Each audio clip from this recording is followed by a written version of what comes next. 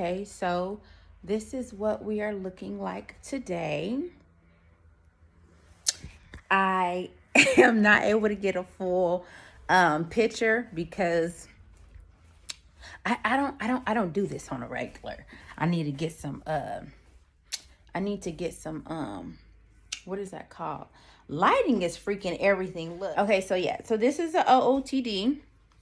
I'm hoping I can wear this to court because I literally do not have anything. I wear white tees, V-necks, and jeans or tights. Like, that's literally been my whole get down right now. Yeah. But getting back to dressing up and, getting my nails done and whatnot, doing a little self-care, I do think I need to get back to that.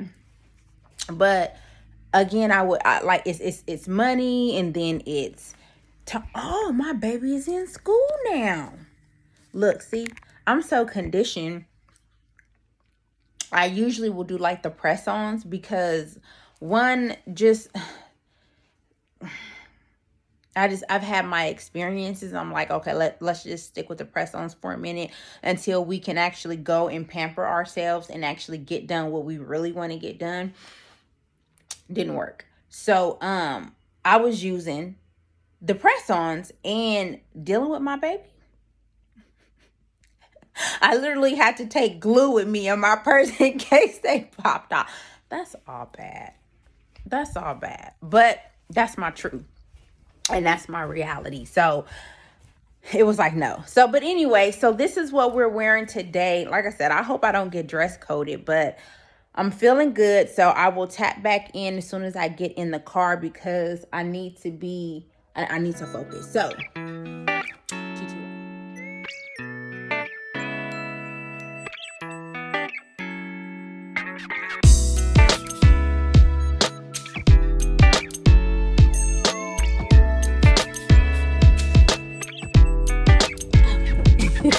and we're back. Was having some technical difficulties. So we are out. I am on my way to drop off my little beauty bug's car seat because my court, the time was changed, and so it just dawned on me that I may not get out in time to pick her up. So I'm like, girl, you're gonna have to have somebody come and pick her up. So anyway, make contact with my sister, so she's gonna go ahead and pick her up for me if we're running late for some reason or it goes over, because anyway, this whole thing is just a hassle. But I'm thankful that I'm in a good mood this morning. I had meditation.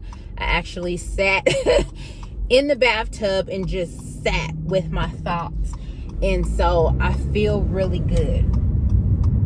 I gave myself a pep talk before all this even happened, because I'm like, you need to do it scared. That's the whole definition of courage and bravery. The people who I don't know where I get these misconceptions of what certain things, and this is why it's important to have wisdom-filled individuals in your circle, rearing you and guiding you and telling you, because I had this assumption, this unrealistic expectation that if you're scared, you just don't do it. And then in order for you to be brave, you just wake up brave one day. And I'm like, girl, people are brave based on the failures that they've had, but the fact that they keep going at it, that's what makes courage. That's what makes bravery. That's what makes you who you are. And I don't know where I got the idea. I don't know where, and nobody was in my corner to tell me like, no baby, you got it all wrong. You can be scared. You can be terrified. But as long as you walk into that thing, whatever that thing is, as long as you walk into it, knowing that you are victorious, knowing that you are a conqueror, look, maybe it's the makeup. Look, your Your girl got words today, huh? It's like, nah, you was sounding a little defeated when you had that little ponytail sticking up on top of your head. Yeah, I know that's right what y'all thinking. Even if y'all wasn't thinking it, I'm thinking it. So anyway, I just feel really good. I think most of it is because of my meditation. Like, I actually sat and meditated. I actually sat and dealt with my thoughts, and I had a pretty good conversation with myself. I had some more realizations. And this self-healing journey, I'm so proud of myself. Like, and I don't think I've ever said that. I don't think I've ever genuinely been proud of myself. I don't think I've ever genuinely been happy for myself, just with making decisions and like really sticking with them and knowing that I'm victorious. It doesn't matter. Even if it doesn't work out how I thought it would work out or how I expected it to, I'm still victorious in this thing. And the fact that I can get up after failed relationships where I've obviously put my all into them, a marriage, divorce, my baby, like what I'm dealing with now, just childhood traumas, abuse. I'm like, girl, you are still standing. People don't survive stuff like this. And I don't know where, again, this unrealistic expectations that we put on ourselves. Look, Devon Franklin Living Free got me using unrealistic expectations, and it has every other vocabulary word.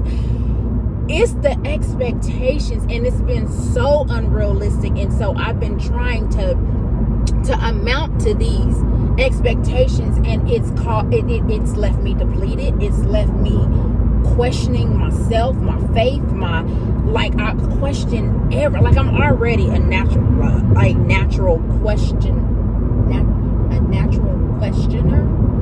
Are you a questioner? Did I just make up a word?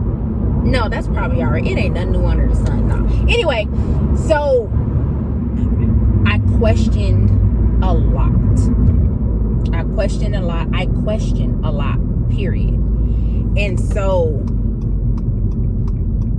I questioned everything based on these unrealistic expectations. Knowing now that I have someone rearing me now, even though he wasn't a part of my childhood, this book, because I mean he got, even at that, he was dealing with some things himself. So anyway, it wouldn't have even been out. But anyway, to know that I have something now that I'm able to read and gravitate to and understand and know, abide in it, practice it, I'm like, thank you. Okay. We're getting somewhere now. Like, we're literally unlearning and relearning living the life that I should have been living from the beginning. But the cold thing is, I probably wouldn't be really genuinely living the life that I'm living now had I not experienced what I experienced, because it's only the pain that I've gone through is literally making this whole entire experience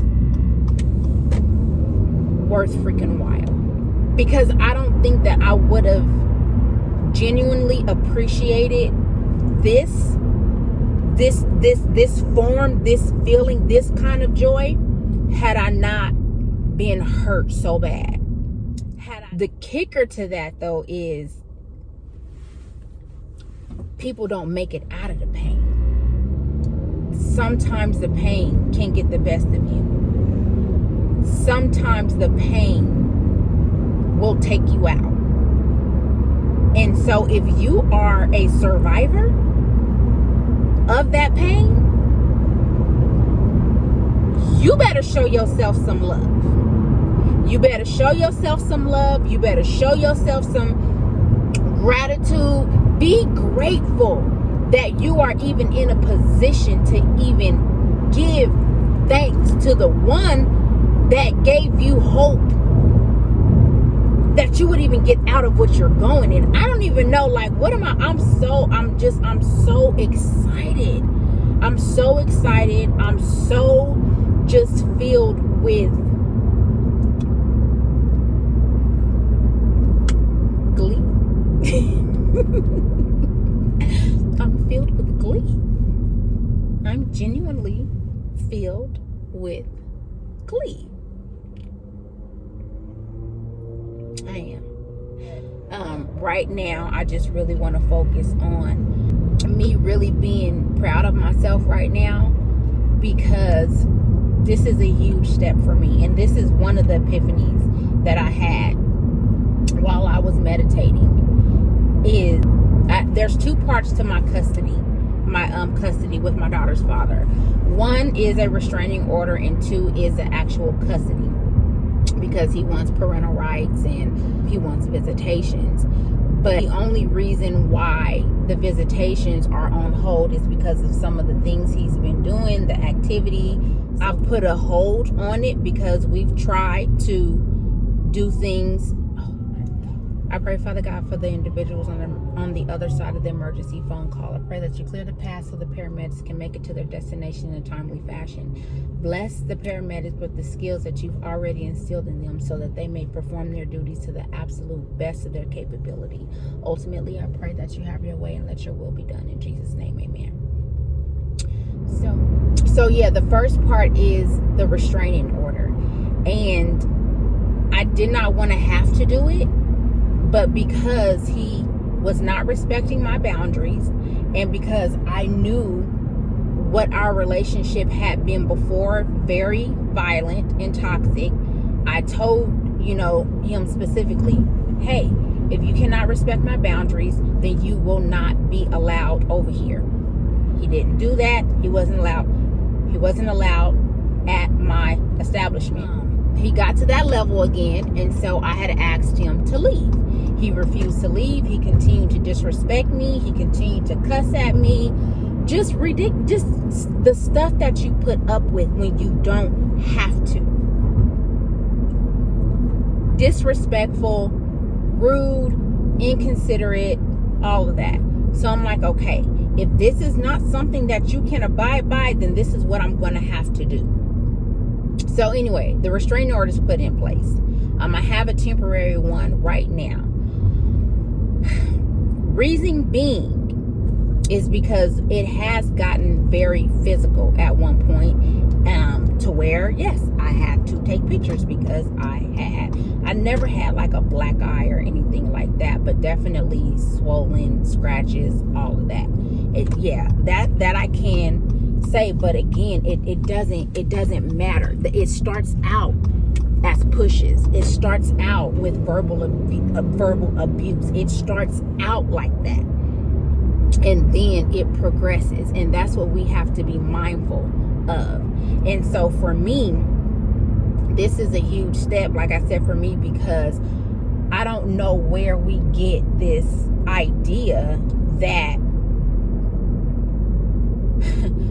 I caused it. And this is where I was. I'm only speaking from my personal experience and what I felt. Because the arguments would start.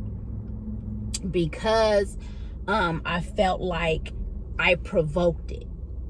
I felt like it was justified, the behaviors. Because I would always say, when I would look at different situations, I'm like, no, like, it's not fair for women to be doing all these things to men. Like, if a man actually hit them back, I'm like, well, you asked for it. And I'm like, whoa. And you would think that that would be a thought that I would not have, considering my mom was in a very physically abusive relationship with my dad. And again, maybe that is a reasoning as to why I have these mixed emotions and feelings about that. But again, when you're confused, when you're when you don't have that person rearing you and guiding you and telling you what in the heck.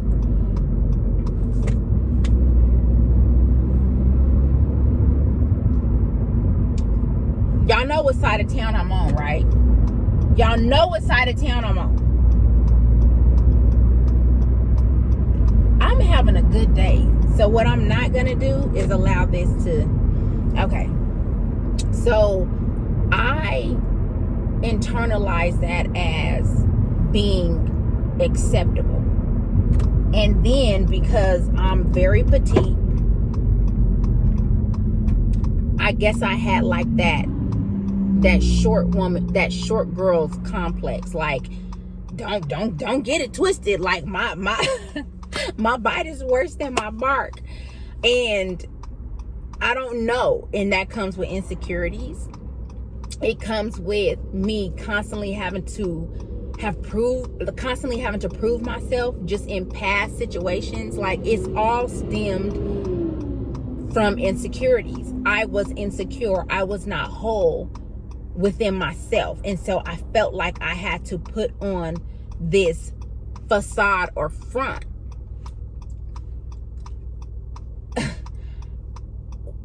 I've never been in a fight in my life. And that's not to say like I couldn't defend myself, but it's just to say I've never been in a fight to even say like, oh, if you want to get these hands, you can catch these hands. I've never had to. I've never been in confrontational situations to where that even had to be a result or a solution to whatever problem there was.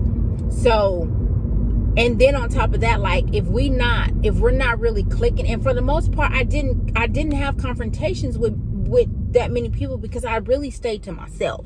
I didn't fit in, so it was really me being by myself. And so anyway, I just never had to deal with that. But again, it goes back to insecurities and traumas and just different things that triggered me. And that was the last podcast that I listened to from Chris. She talked about insecurities, traumas, triggers, and it was really good. It definitely has you questioning, some things that need to be questioned. Is this me, or is it the situation? Is it the person, or is it the actual situation? Is it okay.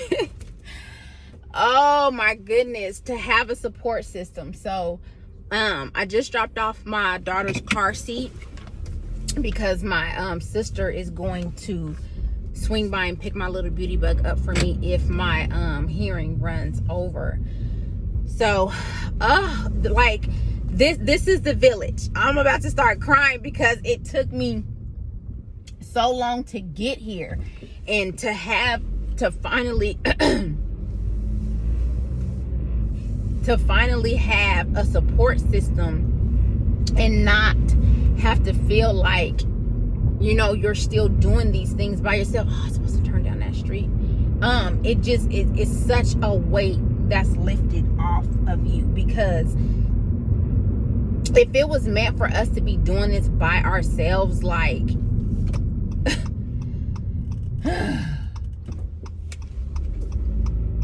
we wouldn't need anybody else. We wouldn't need this many people in this world.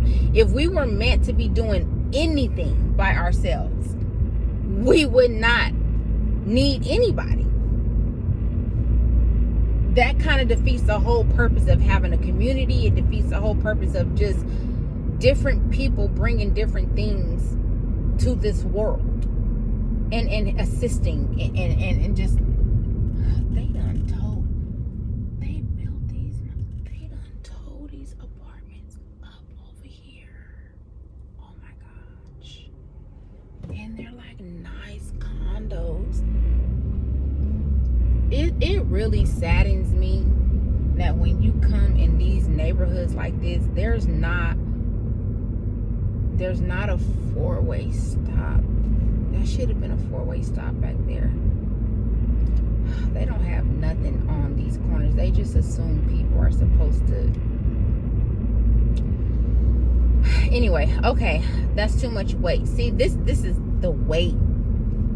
I be feeling the weight. Oh my gosh, in the homeless.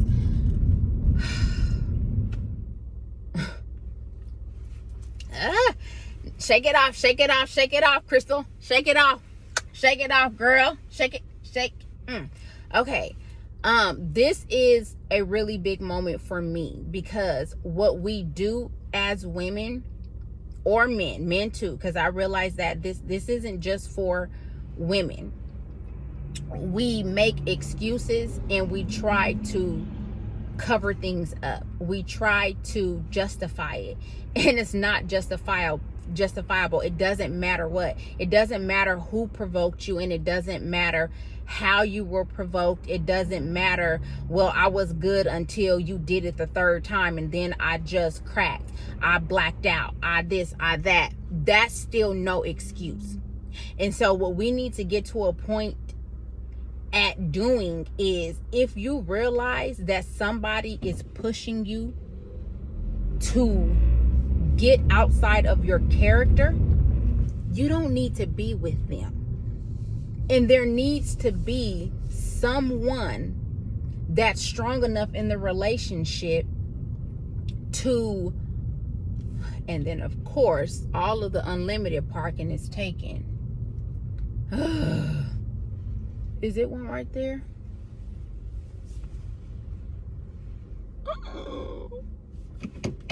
It's one.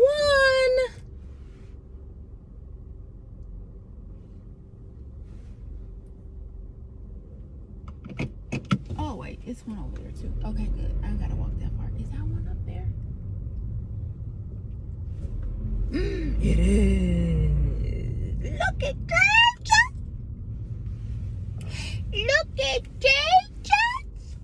I got favor today, y'all. That was ugly. I got favor today. Yes. Oh my gosh, I need some more gas. My car is thirsty. I got time today. Okay, so let me finish real quick before I have to go in here. It's not acceptable. And that's what we need to understand. And we need to stop making excuses. And I know for me, that's what I did. That's what I continue to do. I'm reminded of, and I think I've talked about this before, but I'm reminded of the situation with Megan Thee Stallion and Tory Lanez, where that whole little altercation happened. I didn't even continue to follow it to figure out like what it was or whatever. But anyway, the argument that she made was like, at first she wasn't going to come out and say anything about it, because, and then too, we all know the rules of the streets, like snitches get stitches. And if you what's the, I don't know, you know what, I don't even know most of them no more, because I learned enough from my ex to know that I don't even want my mind to be taken up that type of space. It's clutter. So anyway, we continue to protect them, because and them meaning the men, the grown boys. Oh, excuse me. We want to continue to protect them because they've already been going through so much, and they have it so hard, and all these excuses that we make for them. It's time out for that. She said we make all these excuses, but at the end of the day, we constantly protect them. But who's protecting us? Who's protecting us? And half the time, like, yeah, we're getting it from other races, but we shouldn't have to get it from our own. And so, like she said, who's protecting us? Are you being protected? I was not being protected. I wasn't being protected emotionally, mentally, physically, or financially. I wasn't being taken care of. And I'm like, I ask myself, I'm like, girl, why did you stay in something like this for so long? And it goes right back to, you have to be healed. Once you are healed, you can identify those things. You can identify what you don't want. You can identify what you don't like. You can identify what you're not going to settle for. And when I saw those many red flags that I saw, I would have got the hell out of Dodge, because we were not meant to be. We were not meant to be. And that's like, clearly, even the lifestyle that he's still living, I'm like, if this is what you wanted, why were you in my inbox?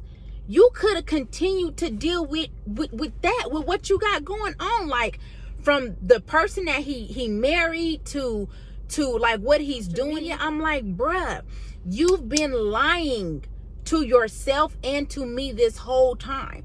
But I can't even knock him for it, because I was doing the same thing. I was lying to myself. I did not know. It's a lot of things I did not know.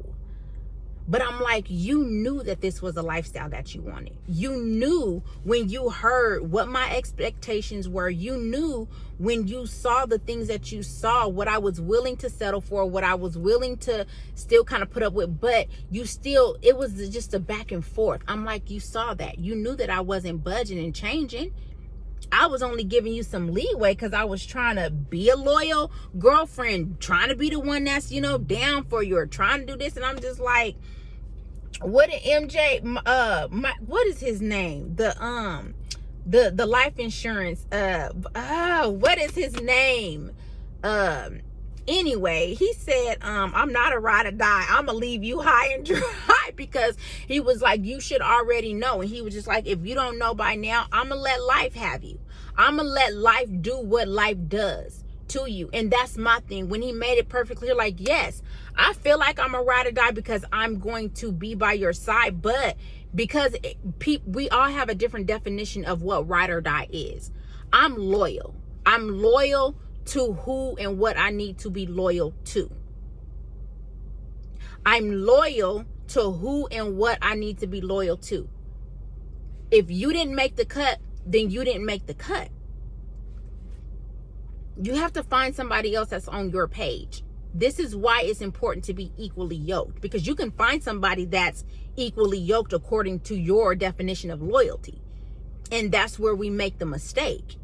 We all have different views and different definitions of what these things mean to us. Yes, we have a broad generic definition in Webster and Merriam and whoever else decided to make a dictionary. You've got that broad generic definition, but ultimately, even when you read a definition, whether it's watered down or to the T, you have to make sure that whoever's in your circle, y'all got the same definition, because then everybody on the same page.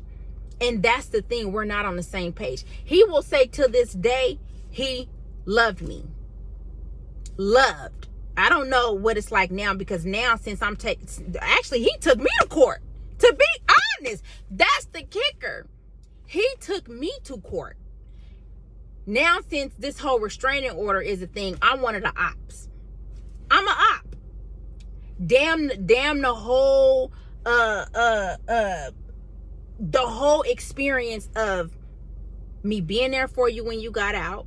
Damn the whole me sacrificing and pinching pennies to, you knew my situation. You knew I was struggling. You knew the things that I was battling and going through, but yet you still saw me operating in loyalty, being there for you through the good times and the bad times, in sickness and in health, for richer or poor, because we were struggling. But I was like, you know what? We building our empire. We got to get past this. Got to get past this hurdle. We got to get past this. Everything is going to be cool. Everything is going to be good. Everything is going to work itself out. No. But because we were not on the same page and didn't understand the definition, our definitions were different. And it's all based on our personal experiences. What was taught to us, what was shown to us, what was revealed to us, all that. That's why we're where we are now. Simple communication. And because I felt like I provided that, I didn't get it.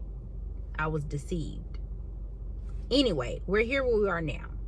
So this, again, going back to, this is a huge step for me, because I feel like, and I strongly believe, another person who gave me the courage to do this, she's somebody else that I follow on YouTube, is Maya Lachey.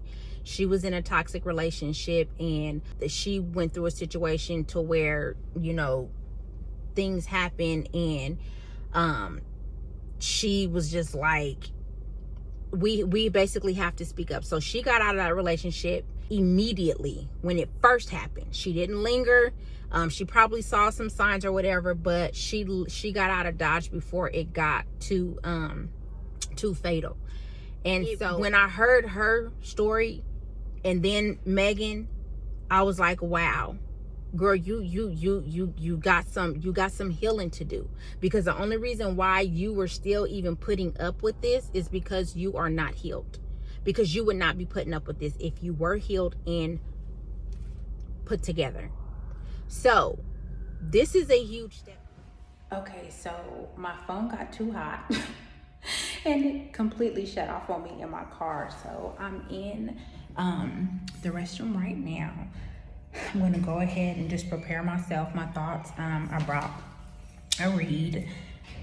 I'm here maybe about a half an hour early. I looked on the, what is it called? The docket, and it's only one hearing at 1:30 right now, which is ours, me and my daughter's father. So hopefully we can get it done and get it, you know, over with. So like I said, I still feel really good. I feel encouraged. I'm super proud of myself, because this is something that I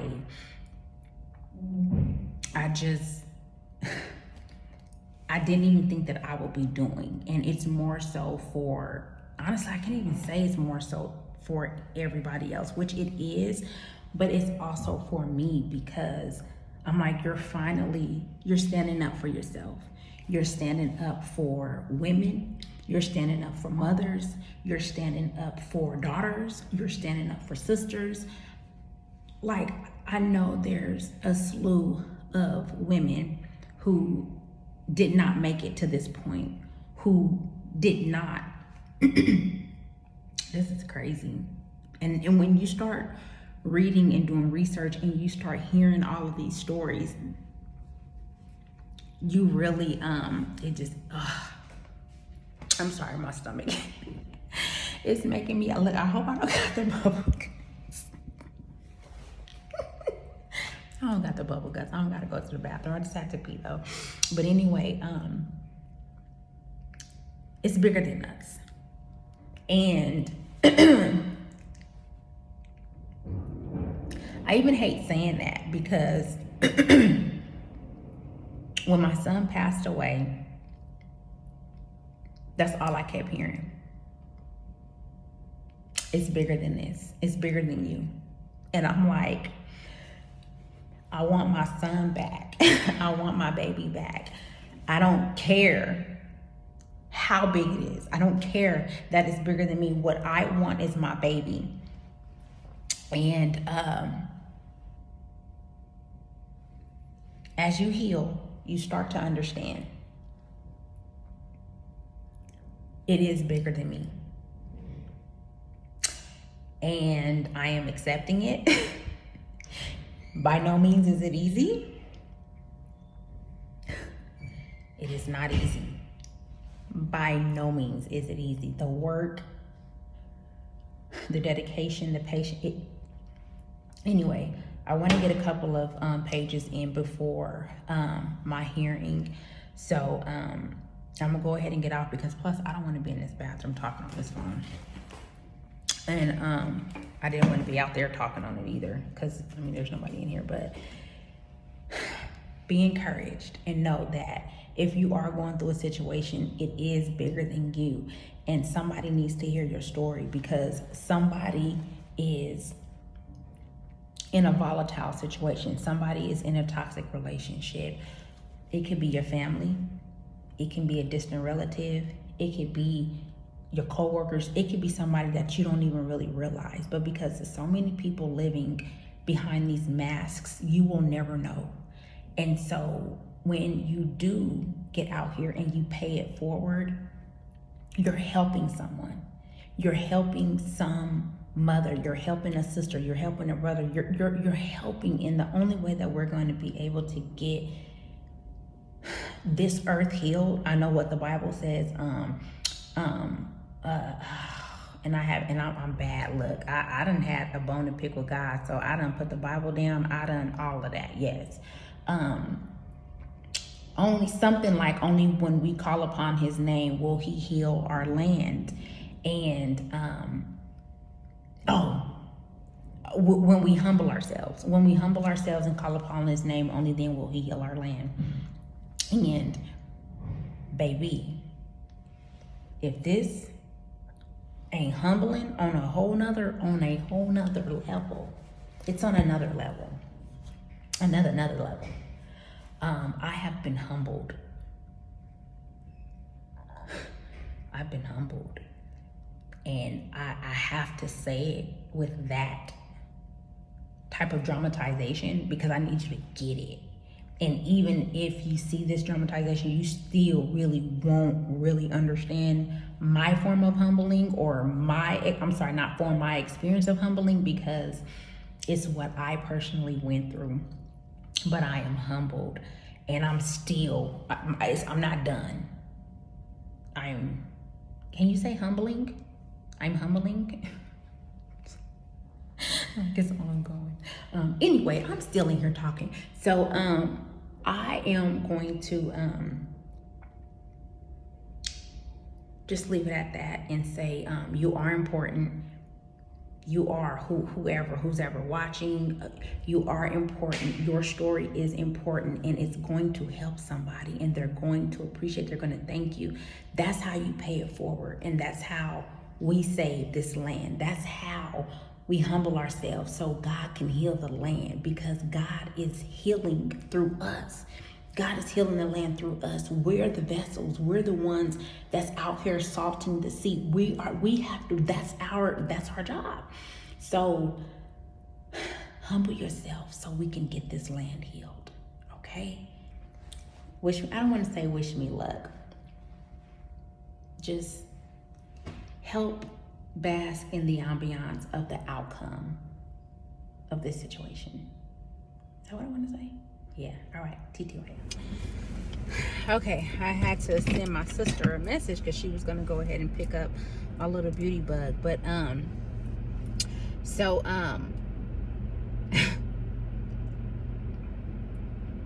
just want to sit for a minute.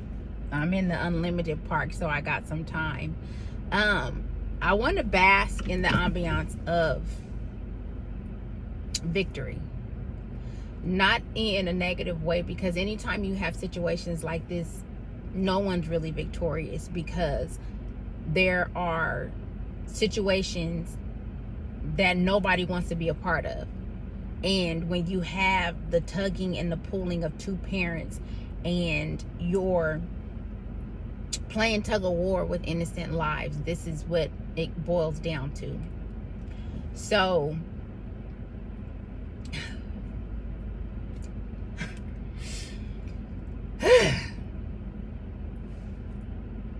I won my case.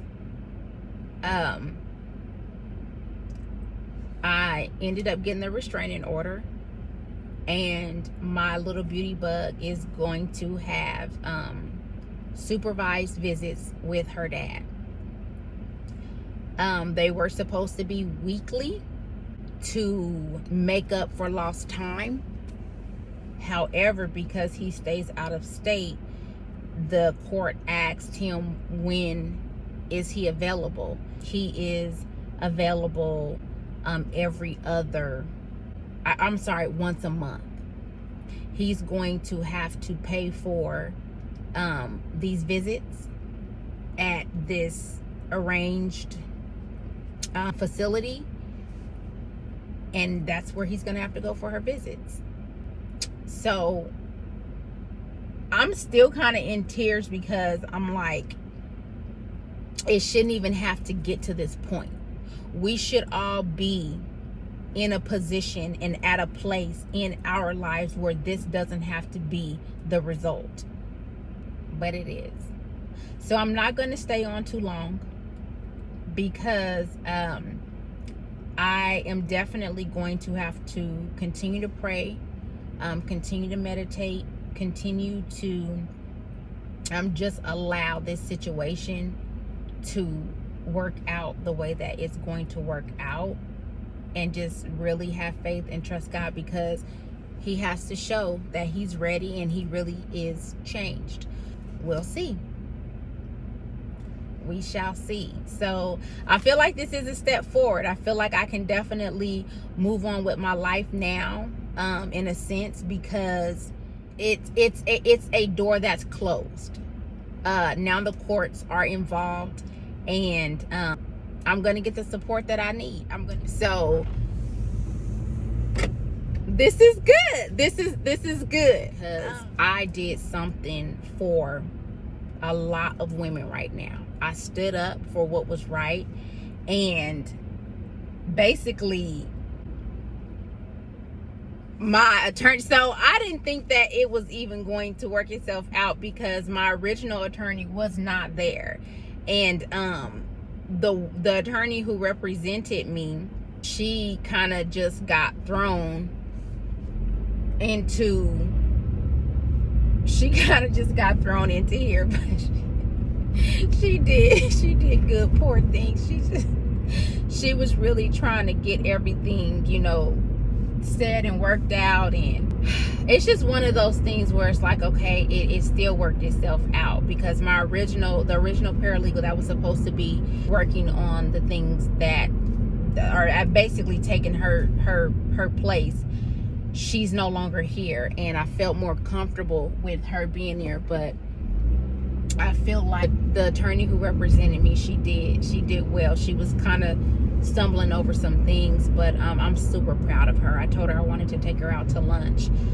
She had a lot of work to do, so I'm just gonna get her just a gratitude, a thank you gift, because I know what it feels like. I know what it feels like, and we're moving forward with growth, maturity. We're moving forward. So I'm picking up my little beauty bug right now. So I'm excited. Look at her. Why she got on that sweater? I just picked up my little beauty bug. Her teacher said she did so good, and yeah, I'm happy. Today is a victory for me. Like, baby? You ready to eat? You want to eat? You want to eat? Yes. You can't. I can't get it for you right now because mommy's driving. Yeah, mommy's driving right now, so I can't reach back and get it for you. But I will get it for you when we stop. Sounds good? Sounds good? All right. Okay, so guess what? A change is about to come. A change is about to come. Okay, I'm gonna get off and spend some time with my baby.